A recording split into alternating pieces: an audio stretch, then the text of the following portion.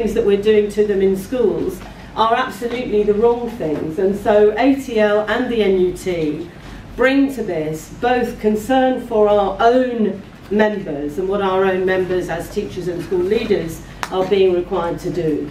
But way beyond that, we're also concerned about the constraints that are being placed on what we think should be a rounded, a broad and balanced education, and that education should be experiential, and frankly it should be something that children enjoy.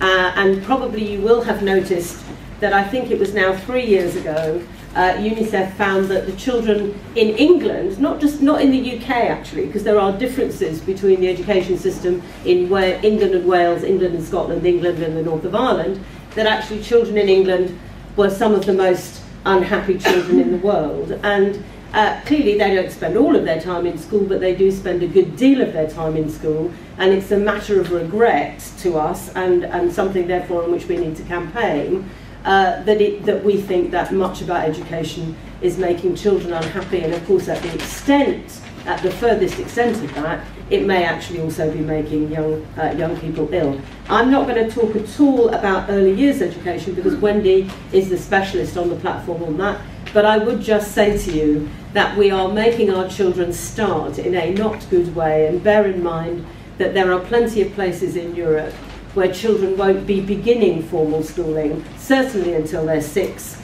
and actually in quite a lot of places until they're 7. So let me start by saying that both our sister union ATL and ourselves carry out extensive research, and one of the things that ATL found, and interestingly just goes to show that we have got a meeting of minds between our two organisations. One of the things that their research has found is that this notion of school readiness is something that probably lots of parents object to, certainly that lots of teachers object to, and something that doesn't really resonate with children. Our view and the ATL's view is that school should be child ready, not that children should be school ready, because actually that's the right way round. And so I'm very pleased that we both have found that position, have come to that position. And of course you will know that beyond the early years and through primary school, and again ATL research and our own research has found this, there is an incredible narrowing of the curriculum. It's the old story that things that can be easily measured are the things that are valued by our policymakers. And the fact is that these are not the things that make for a well-rounded young person and a properly, if you like, educated person. And if I say to you that it's really interesting that we find our allies in quite odd places these days, John Cridland, who leads the CBI, who isn't someone I would readily quote about anything, frankly, but even he, when we lost speaking and listening as a big part of English for 16-year-olds, even he opposed that. And his view is that young people should be, and these are his words, rounded and grounded. Not ground down, which is what they are now, but rounded and grounded. So we have got allies outside of those people who are currently making policy, and certainly the divide between vocational and academic, both colleagues in ATL and ourselves think is a very big problem. And we have both of our organisations found that the space and time in the secondary curriculum and pushing back into the primary curriculum, the space and time for dance, music, drama, art and design, all of the things that you would want young people to be able to experience at school are being pushed out and marginalised. And the thing is that this impacts even more on those young people, those children who come from our least advantaged homes, because of course they don't have the resources, physical, financial, whatever, to make sure that those children get those kinds of activities outside of school. But also, we all know that some children bring to school more difficulties, and if they're beginning on a path where their literacy and numeracy is not developing quickly enough, then they will be taken out of even the bits of the curriculum that still exist in order to force them through the literacy and numeracy. So there's a big problem here. Now, ATL colleagues have done their own survey. We produced a piece of research in the National Union of Teachers with Meryn Hutchins from the London Met University. It's called Exam Factories. It's on your It's on your chairs, but I'm going to just read a quote from it because you may not have had time to read it yet since you arrived in the room. And it is this. This is a quotation from Emerson White discussing the propriety of making the results of examinations the basis for determining the comparative standing or success of schools. And this is what he says.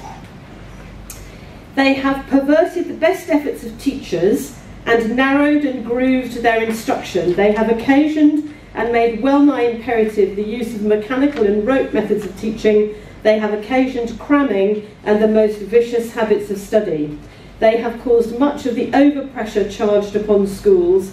They have tempted both teachers and pupils to dishonesty, and last but not least, they have permitted a mechanical method of school supervision. Emerson White said that in 1888. Now, I can tell you that the National Union of Teachers was founded in 1870 and we were opposing that then. And there have been periods since 1888 when things have gone a lot better. Some of you in the room might well have talked through the 70s and actually thought that we were on a trajectory where teachers were fully engaged in the curriculum and where we did feel that what we were aiming at was something that played to the strengths of all children and young people. But actually, post the late 80s, and really for a very long time now, it's been an uphill struggle to keep any kind of, you know, what we call child-centred education. You know, those on the right wing say that if you say that kind of stuff, it's all namby-pamby and it's just about not having any structure. The fact is that in the early years, play-based education and carrying on through playing to young people's strengths is absolutely critical. You would not get any argument from the National Union of Teachers that there shouldn't be oversight of what's going on in schools, but what our research in the exam factory show is that what we've got is a completely unhealthy mix of circumstances. So we have the desperate enthusiasm to break up the education system that we've had hitherto, to get rid of local authorities, to academise schools, to give us an atomised situation, and then that if schools don't now, if they don't academise quickly enough, and for a long time if they haven't academised quickly enough, you have a downward pressure on schools to academise if they don't achieve whatever the current standards of the day are. And just let me finally say on this, if you've been seduced into believing that Progress 8, which is the new approach in secondary schools, will be any better, it won't.